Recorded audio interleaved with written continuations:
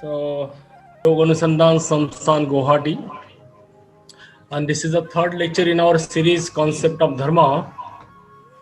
Yesterday we had the second session, today is the third. So this is the every Saturday, Sunday of month of November. But I am doubt about next Saturday, Sunday because of there is a Diwali. We will let you know through our groups whether we will have it or not. So I will request our Indra Prakash to start the session with the song. Yesterday he has sang the one song, the same song he will sing. Indra Prakash. धर्म के लिए जिए, समाज के लिए जिए, ये धड़कने ये श्वास हो पुण्य भूमि के लिए, मातृभूमि के लिए। गर्व से सभी कहें बंधु हैं हम एक हैं, जाति पंथ भिन्नता स्नेह सूत्र एक हैं, शुभ्र रंग की छटा सप्त रंग है लिए, मातृभूमि के लिए। धर्म के लिए जिए, समाज के लिए जिए, ये धड़कने ये श्वास हो पुण्य भूमि के लिए, मातृभूमि के लिए। व्यक्ति व्यक्ति में जगे राष्ट्र भक्ति भावना, व्यक्ति को समाज से जोड़ने की साधना, दांव पर सभी लगे पुण्य भूमि के लिए, मातृभूमि के लिए। धर्म के लिए जिए, समाज के लिए जिए, ये धड़कने ये श्वास हो पुण्य भूमि के लिए, मातृभूमि के लिए। एक दिव्य ज्योति से असंख्य दीप जल रहे, है कौन लो बुझा सके आंधियों में जो जले। तेज पुंज हम बने तमस चीरते हुए, मातृभूमि के लिए। धर्म के लिए जिए, समाज के लिए जिए, ये धड़कने ये श्वास हो पुण्य भूमि के लिए, मातृभूमि के लिए, पुण्य भूमि के लिए। Namaskar.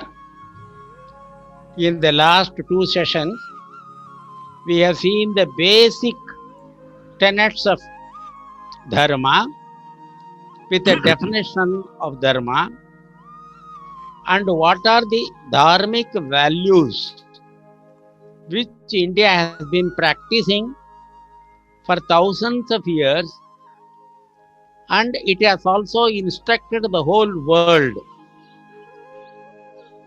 on such values.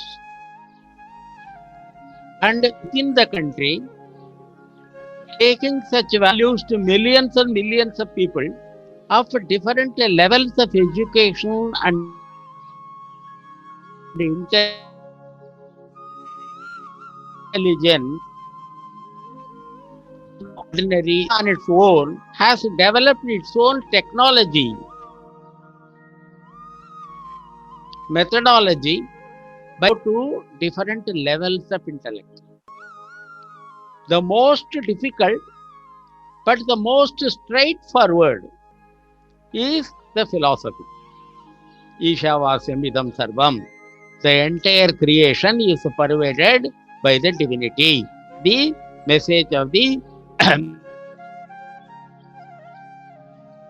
Yajurveda. Ekam sat vipavad, one all the base. Therefore, don't fight in the name of God. This is the Rig Veda, the oldest scripture of the world. The third is the Tattvamasi, the Samaveda essence. You are the divine. Ultimately, man's divinity is India's message to the world. This is the whole of religion, Swami Vivekananda says. And then the fourth, equally important in the emerging world, Tvam Stri, Tvam Puma, the Shvetashvatara Upanishad of the Yajurveda, identifying God as a female, a male, a child, old, Kriti Sarvasya Vishtitam, Sri Krishna said. But these are very easy to understand, but most difficult to practice. Therefore, the difficulty of practicing has put off many people, they have run away. And another thing is, Indian culture is blamed. It has got partiality for the learned people and for the people of lower communities or poorer communities or illiterate. They are not brought within the ambit of religion. But Sri Ramakrishna says, no, we cannot teach everybody the same lesson. The message will be the same, but the method of administrating that message will be different from person to person. One of our teachers, he worked in Assam schools. That Assam school, it was a project school. The engineer's son will play with computer and internet and come to the class. There will be all those children of parents who break stones. But the teacher has to conduct a class for all of them. If he comes to the level of the stone breaker's child, the front bencher, the computer learning child, will be switched off. He will not find any interest. If he addresses his speech to the front bencher, the internet child, the last bencher, he will not understand anything.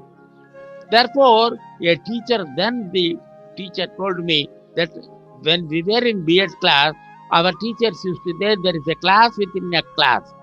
Now I understand what it is a class within a class. Therefore, Sri Ramakrishna says, gives the example of a mother. A mother goes and purchases hilsa, that very costly, very expensive fish of Bengal. Therefore, that hilsa fish she brings, and then every child wants a finger in it. But the eldest son, he is a very hard working laborer. Therefore, the mother puts a lot of masala, lot of oil, lot of ghee, lot of fat, and fries the fish, and then he takes it. After seeing the eldest son, the middle son also wants, mother, I also want this very rare dish, hilsa. But he cannot digest. He is only studying in the 10th class. Therefore, the mother, she washes all the masala away, takes the fish out, and takes the fat out, and gives the masala-free, fat-free fish to the second child. After seeing these two, the third child who is on the mother's lap, he says, mother, I also want fish. But he is a very young child, his digestive power is very poor. Therefore, the mother dips the fish in a bowl of milk and puts some milk into the mouth. Therefore, Indian culture, it is not at all partial. It is a message, it is called Adhikarya Nyaya. The teacher will know what is your intellectual capacity, and in a manner that it will keep your interest alive, and you will be able to follow the teacher's instruction. He will give the message in such a dosage. But the philosophical aspect is very, very difficult. Lakshmi Didi used to say, you read Sri Ramakrishna's gospel, anybody can understand, but to practice even one of them is most difficult. And another thing is, you can understand it intellectually, but to practice it is very difficult. Duryodhana says, Janami dharmam, nachame pravrittim, Janami adharmam, nachame nivrittim. I know what is right, but to put it into action, it's very, very difficult. Therefore, I jocularly say, the difference between knowledge and ignorance is not as big as the difference between knowledge and putting into action. Putting knowledge into action is a very, very difficult process.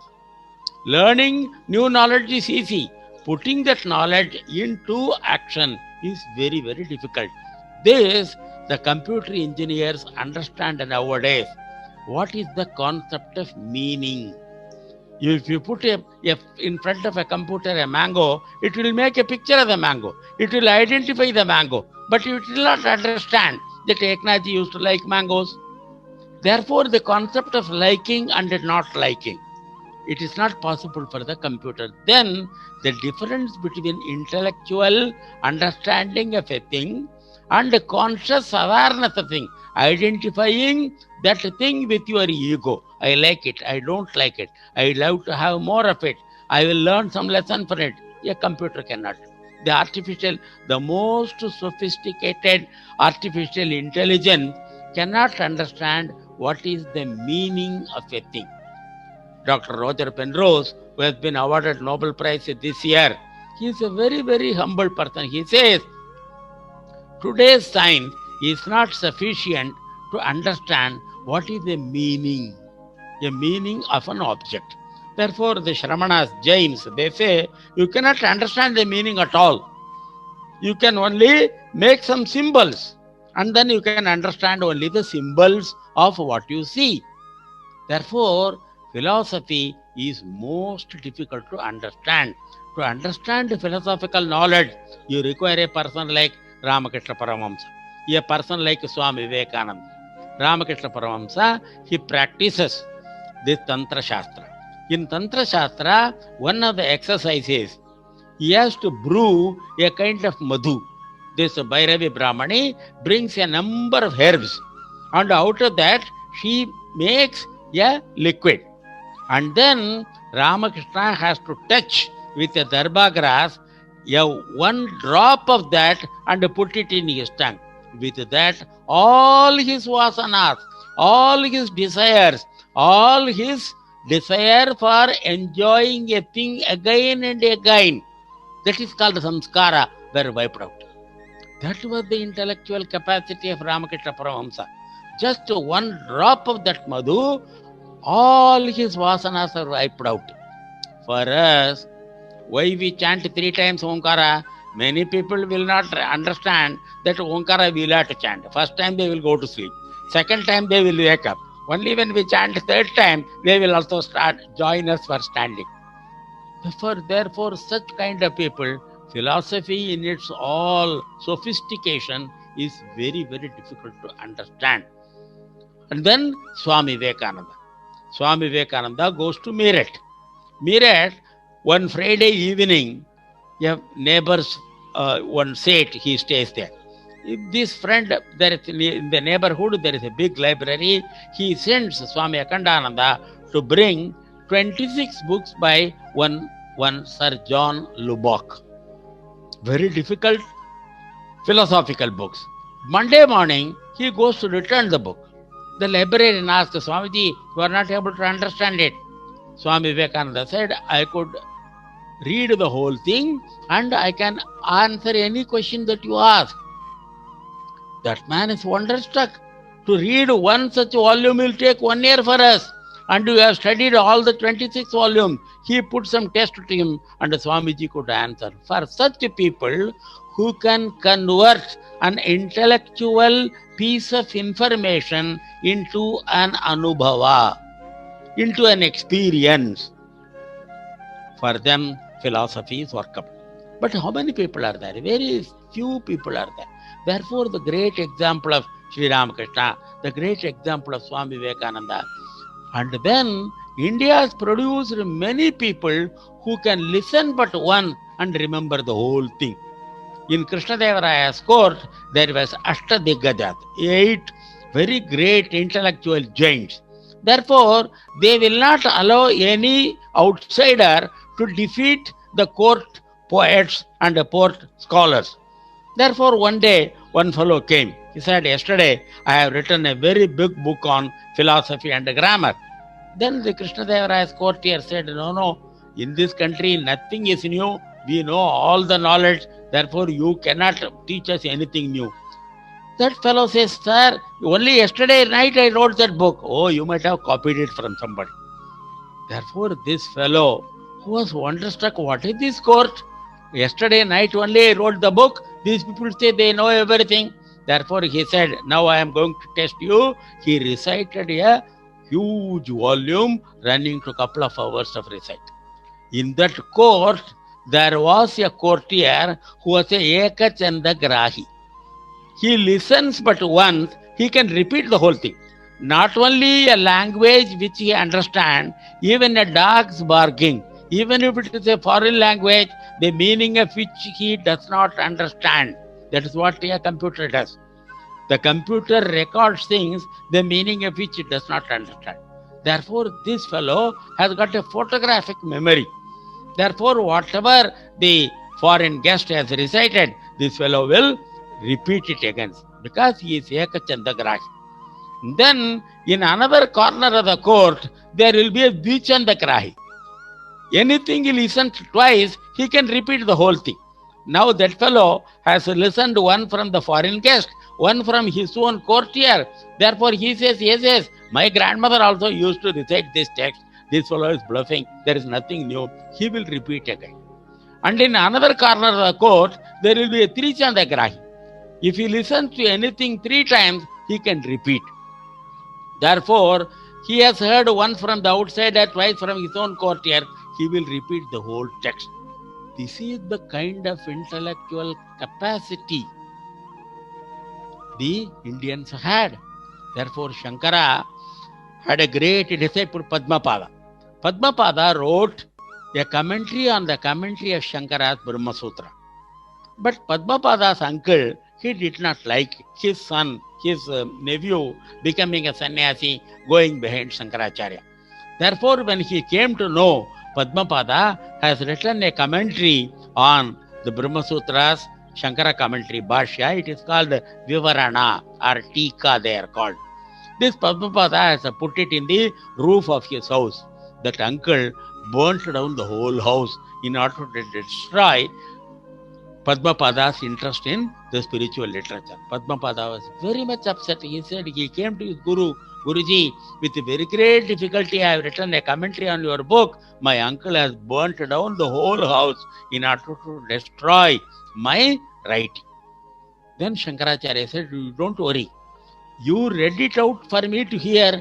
I heard it once. Therefore, I remember the whole thing. Now I can recite the whole commentary you have written on my Brahma Sutra Bhashya. Now you can write it down. That is how the commentary on the first chapter of Brahma Sutra written by Padmapada is available to us.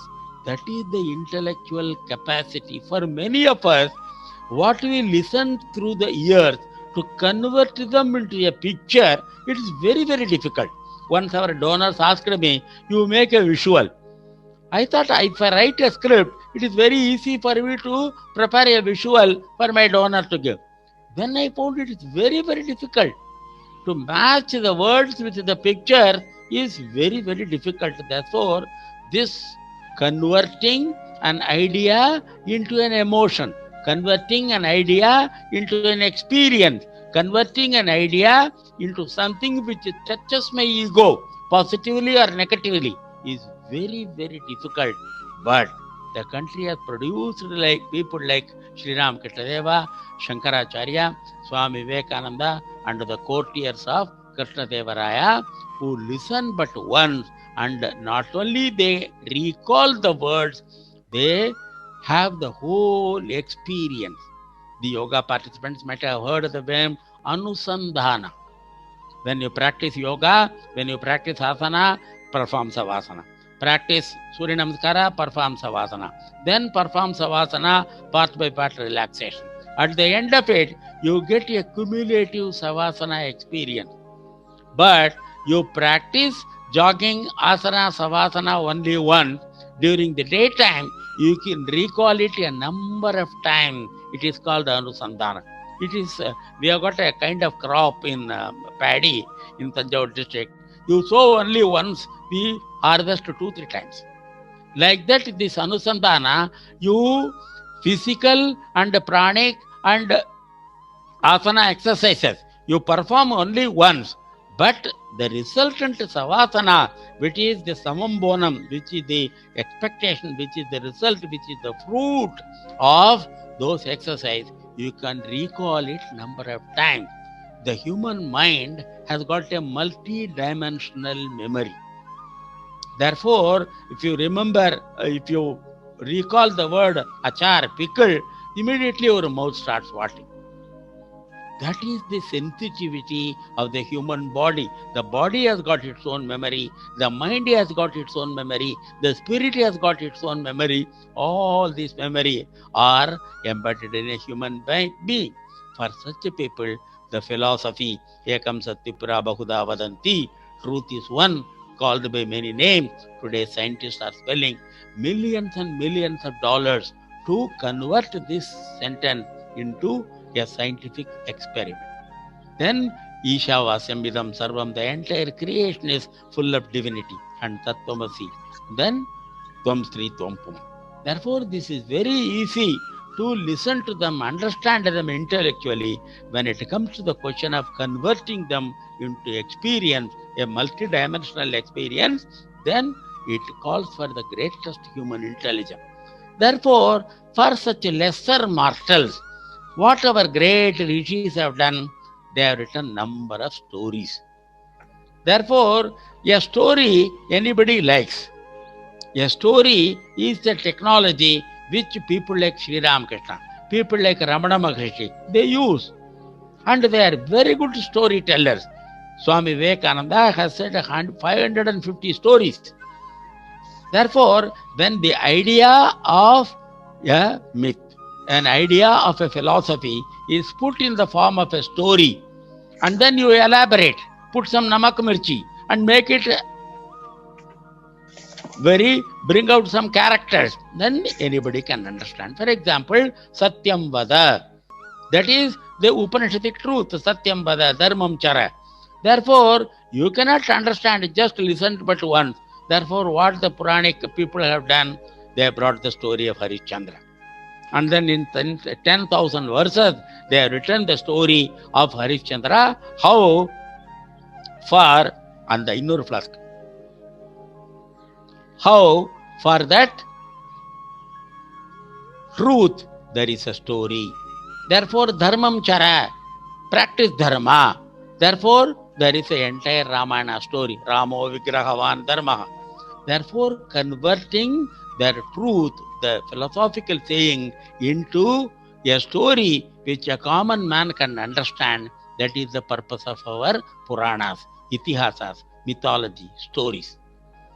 Therefore, Swami Vivekananda says, though they are stories, though they are itihasas, they are all based on truth. They are all based on truth. It is not absolutely, they are not fiction. They are based on fundamental events. Now, research has found out Ramayana was a real story. Now, in Dwaraka, they have dug out so many things by which the existence of Krishna and the Dwaraka fort, there is a marine archaeological digging, has proved, yes, Krishna's story was true. It is not a cooked up story. It is not an imaginary fiction. That is why they are called itihasas. Itihasas means it happened so. They convert the great values like ahimsa, the story of Shibi Chakravarti. How for a dove he gave up his own body. Ahimsa, Satya, Asteya, non-stealing. Bharata, when he was given Rama's kingdom, and then he goes to give back to that kingdom. Then, during Mahatma Gandhi's centenary, there is a very famous verse, Vaishnava Janato. In that, an ideal Vaishnava is described, Paradan Navajal Hatire. An ideal man, when he gets others' property in his hand, just like hot embers are fallen into my hand, how fast I will drop them back. Bharata went to give back the kingdom to the Rama. In the whole history of humanity, you cannot find like another character like Bharata going back, walking to Sri Rama's place to give back to this kingdom. Therefore, this asteya, non-stealing, not accepting something which does not belong to you. Therefore, this Vaishnava Janato story, it illustrates Bharata as this line, Paradhana Navajala Hatire. Then aparigraha, non-accepting the fruit. Somebody goes to Mahatma Gandhi. Mahatma Gandhi, you are living in a hut. I will give you a house. Mahatma Gandhi said, oh, I have got, India has got a population of 50 crores. That means 10 crores of families. You built 10 crore houses. Only then I will accept a house for you. Therefore, he was born in the house of the Prime Minister of Kathiawar. Voluntarily, he went and lived in a mud hut. That is aparigraha, not accepting any gift from others.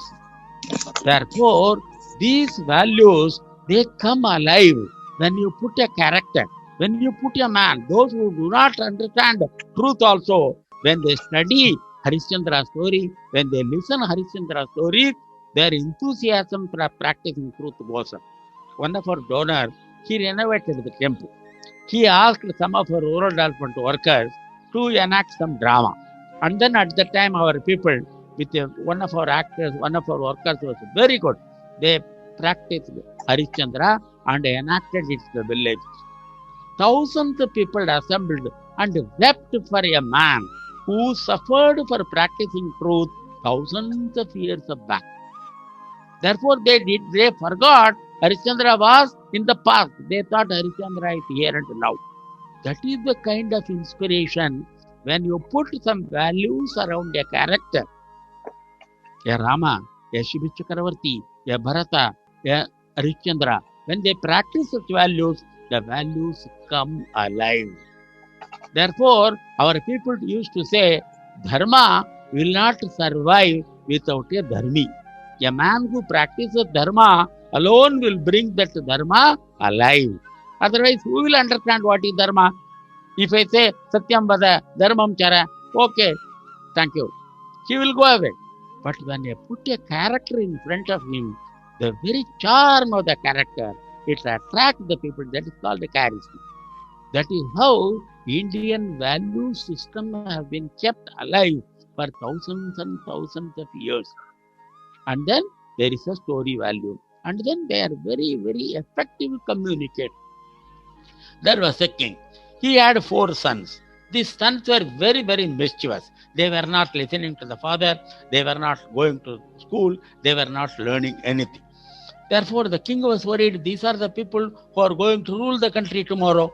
Therefore, he invited many people. At last, one Vishnu Sharman, he said, King, I will take charge of these children and teach them the ways of life, the way of how to run the kingdom, how to deal with the people, how to tax, all the Raja Dharma, I will teach them.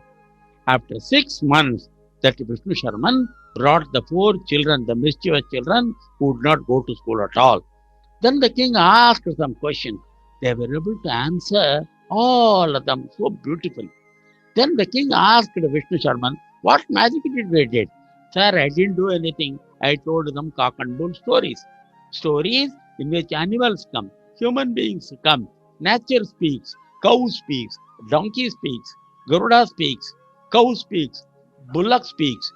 Therefore, such stories, I told them, the message went home because they were couched in beautiful characters.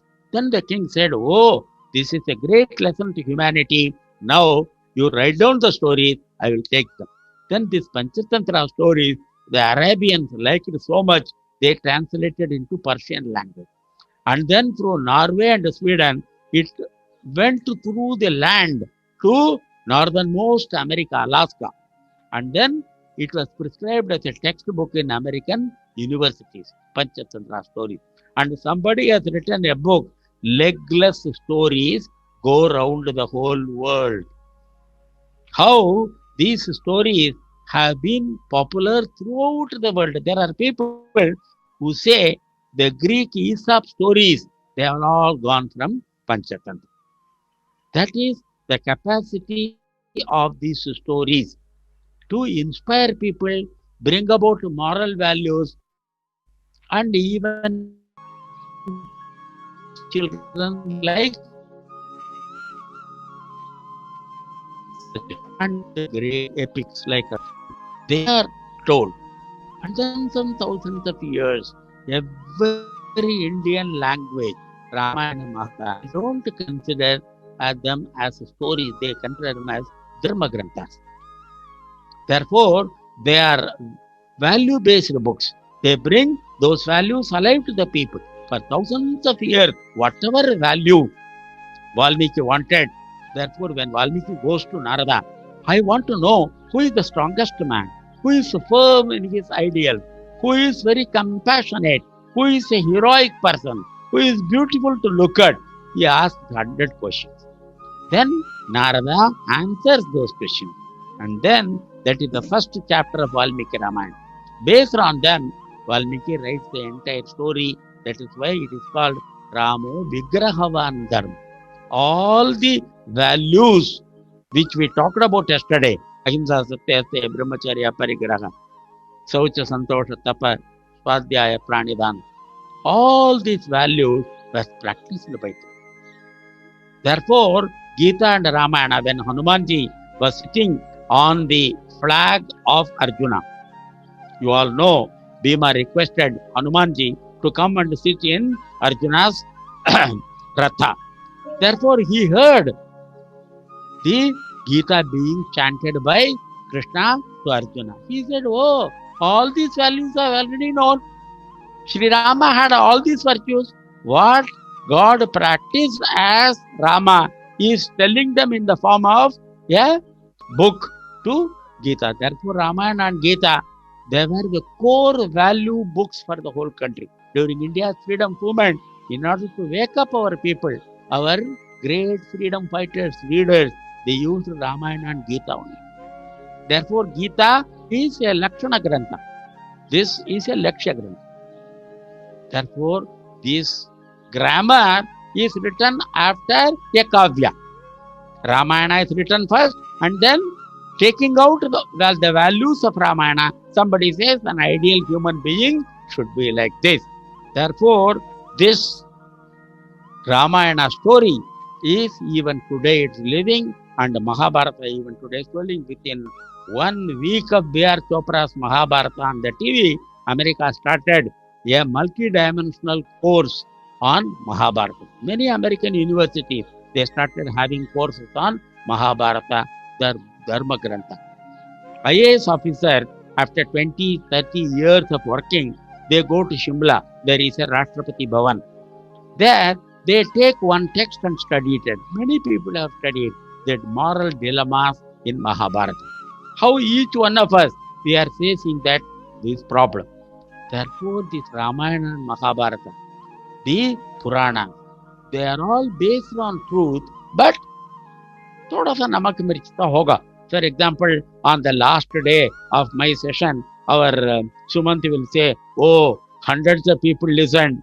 Therefore, there will be some truth, but there will always slight exaggeration. That is the beauty of any story. In any story, you do not say just a naked blank truth. You add a little mirch masala. You make it interesting. That is why here and there will be some humor, there will be some Sringara, there will be some fight, there will be some Raudra, there will be some Shanta. All the Navarasas will be brought. But this Ramayana and Mahabharata, all the Puranic stories, they are there in India, telling the basic values about which we talk. In the beginning, the Westerners, they did not understand the secret or the role of these Puranas, Itihas. They said it is all bunkam. The Brahmins wanted to cheat the poor people. They have written all cock and bull story, dumped them on the poor illiterate people. The illiterate people gave them dakshina. One Heinrich Zimmer, he came and studied the Puranas. Studies especially Brahma Purana and Brahma Vaivarta Purana, this man studied. Then he found very great scientific values are there embedded in this Purana. They talk about medical science. Their geography is superb. They talk about the astras, different astras, their concept of metallurgy, their concept of medicine, their concept of herb, the concept of direction, Dhruva Nakshatra, astronomy. Therefore, they said these Puranas, we were thinking they are all bunkums, but they contain so much wisdom. He translated some of them.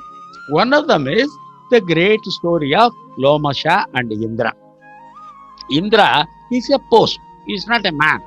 When a man performs 100 Ashwamedha Yagas, he gets appointed as Indra. It is said the next Indra will be so and so after performing so many yajnas. Therefore, a new man came to the post of Indra. He started building a huge palace for himself. Lomasha Muni, one of the longest living human beings on the earth, in Brahma's Sriti, he is the longest living human being. He came. Indra, what are you doing? Oh, I have been elected to a very big post. Therefore, I am building a palace which will be the envy of everybody. Then, after all, you are going to be there for only short time. At that time, a huge column of ants, Pipilika, they came. In each column, there were 100 ants. And it was kilometers in length. Therefore, you can count how many ants are there. Then, Lomasha Muni told Indra, each ant is an Indra. Therefore, you count across in each row how many ants are there. And in the entire column, how many rows are there. So many Indras have been there. Therefore, even today, as I am talking, there is another Indra in another home. Then the latest in astronomy is the concept of parallel universe.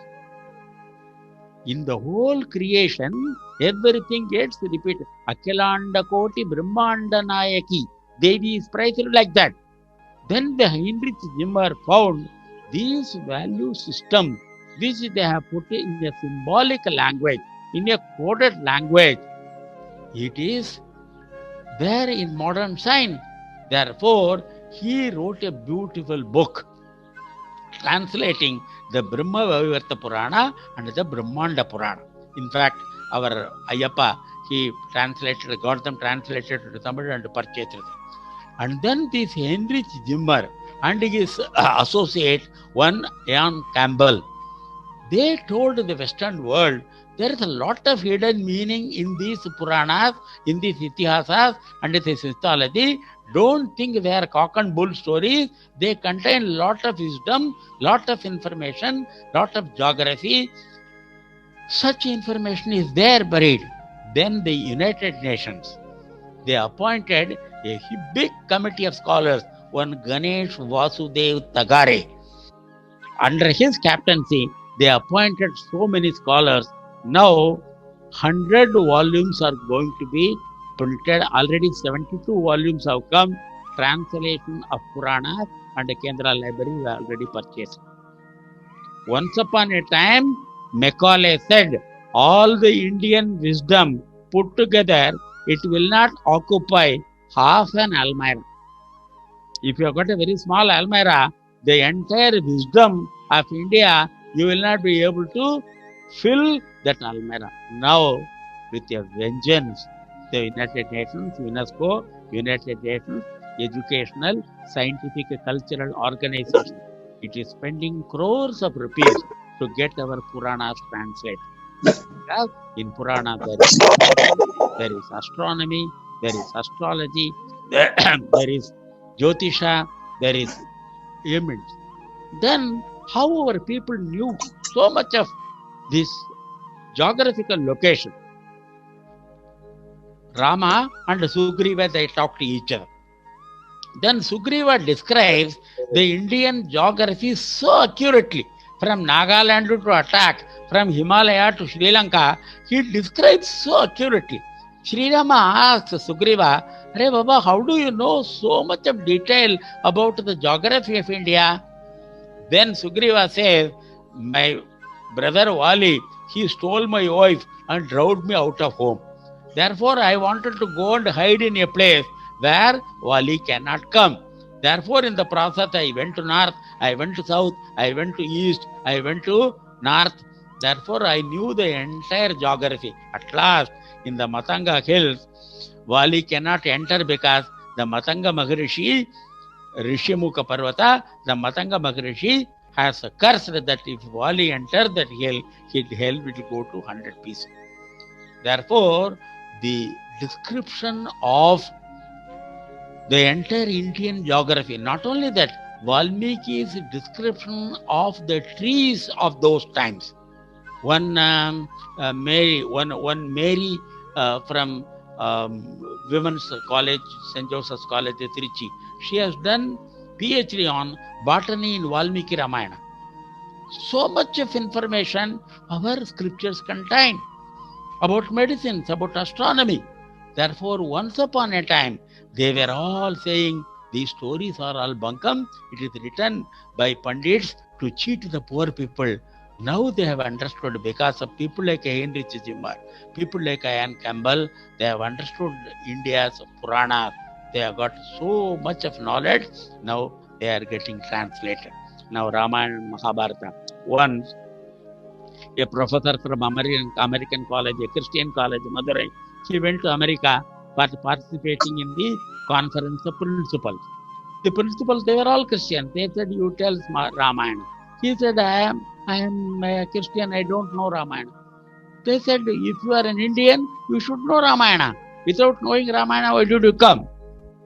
Bhagini Nivedita says, education in India is education in her epics.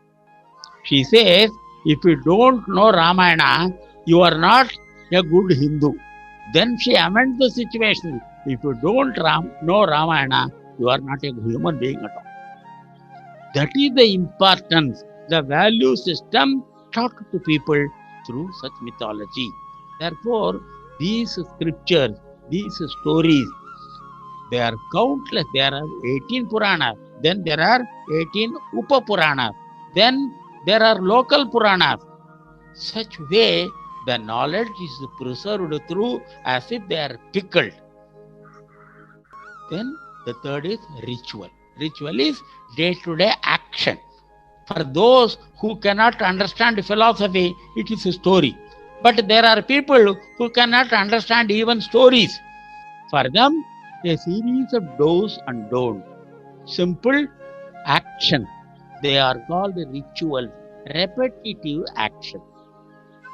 Therefore, again, this was condemned by the world by anything. The scientific world in its new enthusiasm for science, they are joking, but the butt of the joking is Indian ritual.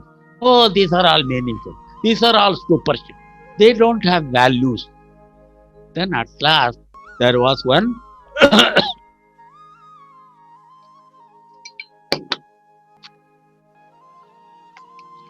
Alfred North Whitehead. He was the teacher of Bertrand Russell. Bertrand Russell was a Nobel laureate. This Alfred North Whitehead has made a study of civilization.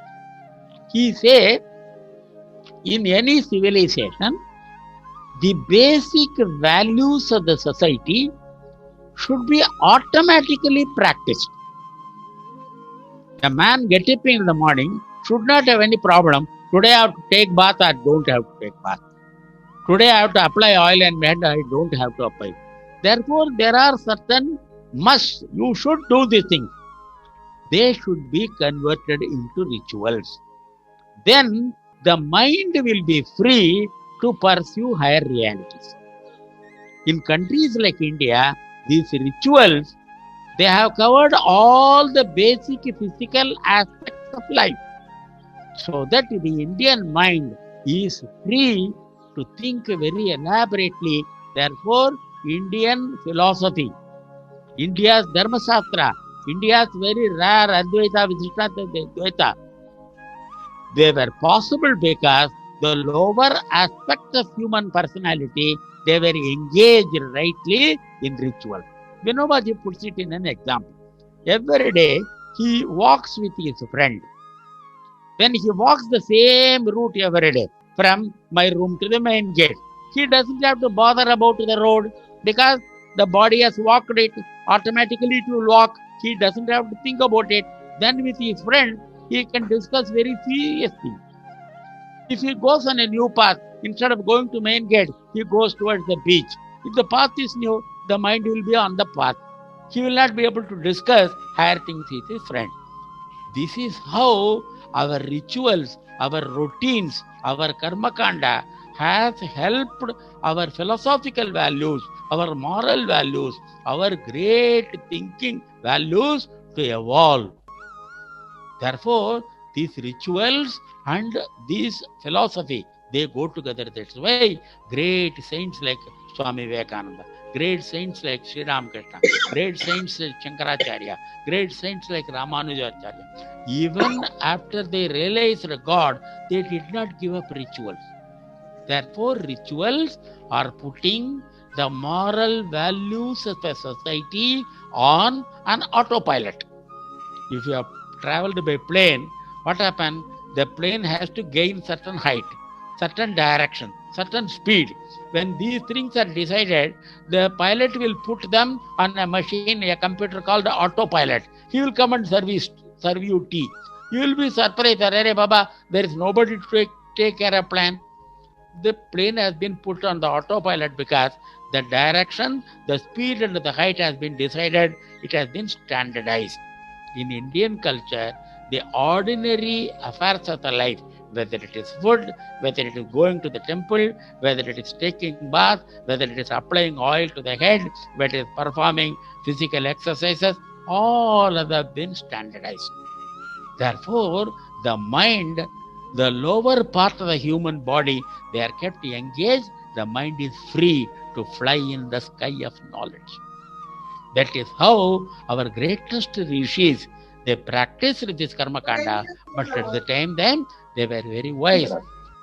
Now the science has also started understanding the values. The Kutralam lamp. People used to say, why you throw so much of milk on a stone idol in a temple? Why you throw Panjamritam? Why you offer ghee? Why you offer honey? You can give it to a child. Therefore, near Tirunelveli, there is a college called the Kutralam College. There, Agastya has established a Ardhameru. இதுக்கு முன்னாடி இருக்கிறத காட்டு. Ardhameru.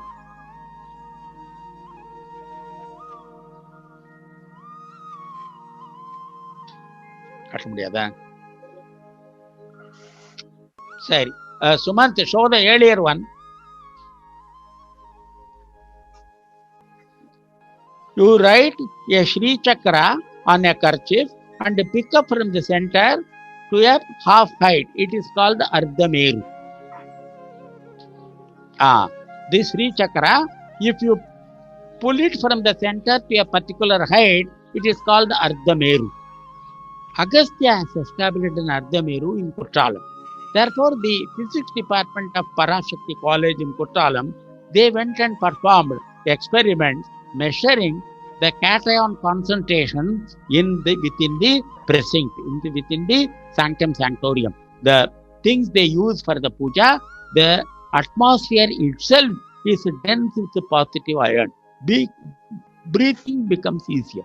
You are in a natural state of Kevala Kumbhaka. They have published a book. I have got some extract from that book. Therefore, this puja, you can go to the next panel. Next. Therefore, this puja which has been thought of, any of you, if you have gone to Rishikesh, where the Gayatri Parivar has got the main temple, there are crores and crores of Gayatri Mantra Japa. It has invested the deity's body with so much of energy, you cannot go within 30 feet of the deity. There will be so much of energy emanating from the body of Gayatri Devi. That is the power of a deity. That is why the vibrations of Vivekananda Rock Memorial, many people who do not know anything about religion, they come there. Once upon a time, the people were thinking this idol worship, this temple, this abhishekam, these are all bunkam. Now, science has found out instruments by which it can measure such values and prove to the people, yes, they are beneficial to the common man. You are in a natural state of Kevala Kumbhaka. And then the birth and death rituals. I am going to talk in some length about the Shodasa Samskara in the next lecture. When the child is born, the mother has to be in a very relaxed state. Then the child is born very easily, and then the child which is born when the mother is relaxed, and the child which is born when the mother is very tense. They have studied. In Jaffna, in northern Sri Lanka University, the principal of the medical college is a friend of Kendra. He said when there was a big fight going on for 18 years, there were a number of mothers who have delivered children in a very dense state. The children are born with problems. Therefore, there are rituals by which the birth of the mother can be made, the birth of the child can be made very easy. Then death. Everybody is offended. I know many people throughout their life they might have been atheists. The moment death approaches, they say Narayana, Narayana. Therefore, birth and death rituals, they are very, very impactful on the sign of the people. Then there are vratas and observance. For example, all sense control, whether it is Bhagavad Gita, whether it is the Upanishad, whether it is Yoga Sutra, they talk about controlling one's own self, controlling the organs, seeing the right thing, tasting the right thing, listening to the right thing, smelling the right thing, touching the right thing. Therefore, it requires a lot of willpower to practice these vratas. And then the kriyas, which we practice along with yoga, it strengthens the will. Therefore, you need not practice vratas every day. At least every Saturday, there are people, every Shakti, they will observe. Now, this Skanda Shakti festival is going to come. From Deepavali to the Shakti, crores of Tamil people will be observing fast. It is a very normal thing, and crores of people observing fast. It strengthens the will. For Ayyappa, nearly 5 crores people come every day, every year. What they do? 45 days before that, they take a vrata. They will sleep only on the ground. They will take bath in cold water. Such vratas, they strengthen the will. The rishis can observe vrata throughout the day, but ordinary people, at least once in a while, they should practice. They should build it into their system. Now people understand the importance of fasting, the importance of going without food, importance of sense control, and their effect on strengthening the will, lengthening the period of being with a particular thought, our dhyana. They are all helped by our various vratas.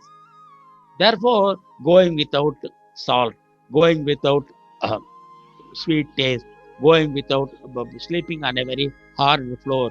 This vrata, common people also, they practice. Bhagini Nivedita comes to Parthasarathi temple in Triplicate, wherever Kendra is there. She finds a 23-year-old mother. That day is Vaikuntha Ekadashi. And then she has got a 3-year-old child. That child says, Mother, I am hungry, hungry. Then this 23-year-old mother convinces the 3-year-old child the efficacy, the benefits she will get by fasting. The mother herself is 23 years old. The child is only 3 years old. But Nivedita says, now I understood how the value system is transferred from generation to generation. Therefore, Dr. Radhakrishnan says, culture is transferring the value system, the cumulative value system from one generation to another generation. Bhagini Nivedita says, I saw the mother herself was only 23 years old. She was able to teach the child the importance of fasting. In Maharashtra, during Ashada Shukla Ekadashi, you will find millions of people taking fast. And then some mothers, they will not even give milk to the children. So that the child grows with the reality that vratas are very, very sacred. It will elevate you as a human being. Therefore, these vratas, they strengthen the will, they merge you into the society. Once I also went on a fast. But at that time, thousands of people were going on fast for cow protection. I did not feel any pain at all because I had thousands of companions. That is why they choose days like Ekadashi, days like Shashti, days like Chaturthi. When there are, it is a very common thing. You will find so many friendly souls around you in the society. And then observances. I will light a lamp. I will worship a lamp. I will offer. I will go round the temple step by step. I will roll round the temple. Anga Pradakshina it is called. Even today, people who go to Kailas, they walk on step by step. They will put one step and the next step, and then the Tibetans, they will lie down where their head is, they will mark that place, and then get up, put their foot there, and then again lie down. The whole thing, Anga Pradakshina. The Tibetans are much more devoted to Kailas than our people. Our people only walk step by step. The Tibetans practice such observances. They make you very strong. Therefore, what is after all education?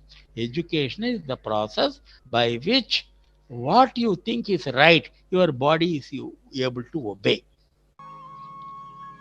Body mind coordination is called education. This is spread over one's life. Many times you repeat, you become a physically, a mentally, will wise, a very, very strong person. And once in a while, there are festivals. Festivals are very happy occasion. All the festivals are associated with Puranas. Therefore, during the British period, they didn't understand what these festivals are. There was one Gupte, a Nagpurian. They requested him to write a book on the festivals of India. He's written a big book on festivals and rituals of India. We have got it in our labor. Every festival is associated with some godly person. It is a happy occasion. It is an occasion that dharma defeats adharma. Therefore, now Ekadashi, Deepavali is going to come. That is the day, according to South India, Krishna killed Narakasura. And then Narakasura requested Krishna, my death, the elimination of one evil person from the society should be celebrated by everybody. Even sannyasis should celebrate Deepavali. Therefore, Kanchi Paramacharya, he used to celebrate Deepavali lighting crackers. Therefore, such festivals, they are great occasions to recall the Puranas and then make special food. Each festival has got a special prasada to be. For Ganesha Tithi, it is Modakam. For Ardra Nakshatra of Margashirsha, there is one Kali, it is like a pudding. Then for Sankaranti, it is a Pogal. For Sakarpara, for each festival, there is a special food. Even ordinary days, whatever the thing you eat, at least as a special occasion, it is an occasion to be happy. And then temple festivals.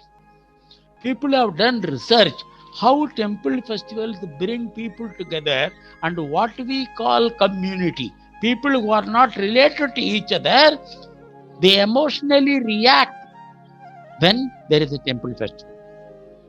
Whenever there is Andal going round our Triplicate Parthasarathi temple, every house will receive Andal as if their own daughter has come from their husband's house.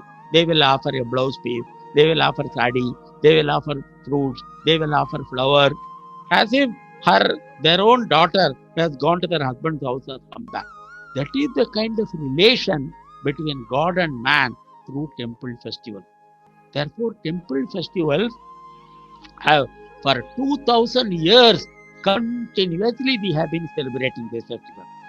Jnana Sambandha, a saint of the 7th century, has composed 4,000 songs. He has written in some of them, this Kapalishwara temple in Mylapore near Ramkrishna Mutt. It has been observing this festival from time immemorial, and every day the puja is performed. Therefore, there is a continuous repounding again and again. The ideas are put into the ordinary man's head again and again. There is so much of reinforcement. Then Tirthayatra. All our tirthas, whether it is Ganga, whether it is Chardham, whether it is Puri Jagannath, whether it is Kanyakumari, whether it is Sringeri, whether it is Rameshwaram, they are going to take bath. When a person is old enough, now he has to slowly reduce his personal attachment to the family, to the business, to the wealth, to the land. Therefore, our dharma has fixed they will go for long Tirtha Yatra. In those times, they used to walk. It takes 6 months, 1 year to come back. Okay, father and mother, if they come back, it is all right. If they don't come back, it is better. By the time the daughter-in-law and the son, they will take hold of the property and they will be ready to carry the family onwards.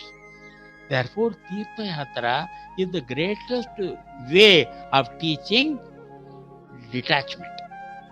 Otherwise, we get involved in so many things. You go to a very far place. After all, the Atman which is there in your heart, it is the same Atman in Kailasa. Why should you go some 3,000 kilometers spending lakhs of rupees to go to Kailasa? Not only for the spiritual benefit, for the world. Otherwise, what will happen? Your son will start praying, Are Pitaji kab marega? Your son will start praying, when will father die? You should not allow such things to develop. At the right age, you should know how to withdraw from the family. Therefore, these Tirtha Yatras are practical lessons in detachment.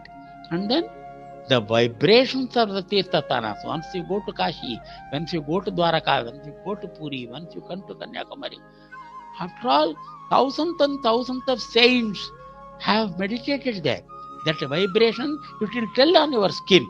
You don't have to be told that is a holy place. The moment you enter there, you will feel your own body, your own skin will tell you have entered a very, very sacred place. That is the kind of vibration that Tirtha Yatras have got. And then one Delhi minister for transport, he came to Kanyakumari. Sir, I am a transport minister, but actually I am a Tirtha Yatra minister. 90% of tourism in India is only going to pilgrim places.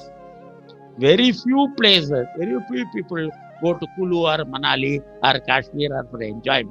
Most of the people, most of the time, they go to only pilgrim center, which is a combination of happiness, relaxation, and earning punya.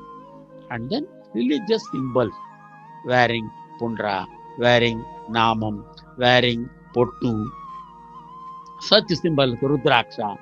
The moment a person wears this, the other man understands, oh, he is a child of God, he is a devotee of God. Therefore, he is also inspired. Without them also you can practice religion. But why should the people in the army should wear a very tight cocky dress? Cannot they wear a loose pajama or a panchakacham and fight with the gun? No. For each job there is a uniform. This Shri R.C. Bhargava, who is the chairman managing director of Maruti, he also wears the same uniform like the ordinary worker. Therefore, we feel one with them. Therefore, this religious symbol have got a tremendous psychological impact. One Karel Werner, he has established a research institute in England just to study the symbols of the religion, symbols of art.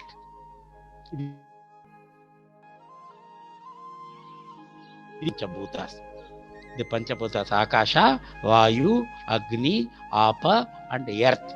These are the Panchabhutas of which the entire creation is made, of which your own body is made. Therefore, the spirit which is within you is the same as the spirit which rules the entire creation. The Chandogya Upanishad says, within your heart there is one open space, Antarakasha. The open space is the same as Bahirakasha. Everything that is there in the creation is there within you. That is why the human body is made up of Panchabhutas. The whole creation is made up of Panchabhutas. When we perform various pujas, we invoke the Panchabhutas in the body, we invoke the Panchabhutas in the creation. That will be the starting point for our lecture tomorrow. Therefore, the Panchabhutas and man's identity with the entire creation is India's greatest contribution to the science. In 1930, Rabindranath Tagore and Einstein, they met in Berlin. They talked about Panchabhutas.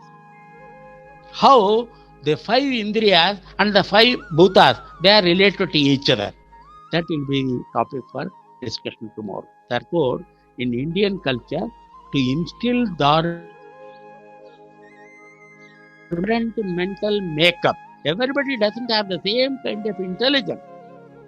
But the stores of spirituality are not shut on them. In India, as I told you, if you show one scholar like Nivedita or Swami Vivekananda or Ramakrishna or Shankaracharya who has realized God, I will show 100 illiterate people who have shown God. There was one Kannappa.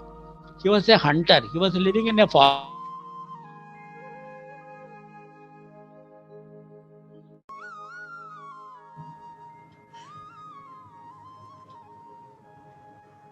He says, God, Kannappa's devotion I don't have. This is how in Indian culture, bookish reading is not the authority for spiritual experience. Spiritual experience is the authority for the Vedas. When Swami Vivekananda traveled all over India, he found the Vedic values are practiced by millions and millions of the people. Then he realized, yes, the Vedas are. He used to say, without studying the life of Sri Ramakrishna, you can understand the Vedas. This country has been doing again. What has this country been doing? Except producing saints by the millions. What for? To instill the basic dharmic values through example, through Upadesha, through Puja, through places of worship, through Tirtha Yatra. Our technology is absolutely limitless. But the value system is preserved over thousands of years. The next class, we will start from Panchabhutas. Thank you very much for giving me a great listening. Om Shanti Shanti.